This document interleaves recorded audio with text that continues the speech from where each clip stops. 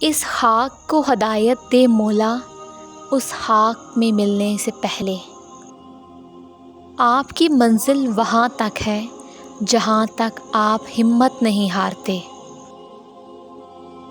خود کو شفاف رکھنے کے لیے دوسروں کو میلا کرتے ہیں۔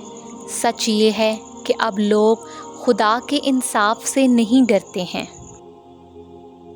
دنیا میں کچھ بھی عجیب نہیں ہے، بس کچھ چیزیں توقع سے زیادہ تکلیف دہ نکل آتی ہیں۔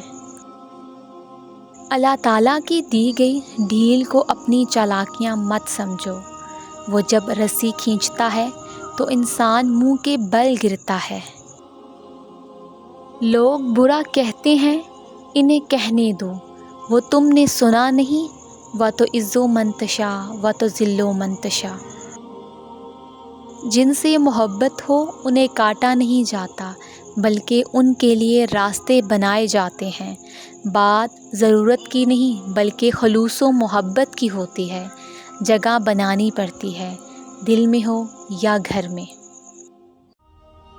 کچھ چیزیں بہت عرصے بعد بھی پلٹ کر شرمندہ کرنے آتی ہیں، خاص طور پر کسی کو دیا ہوا دھوکہ یا کوئی بولا ہوا جھوٹ۔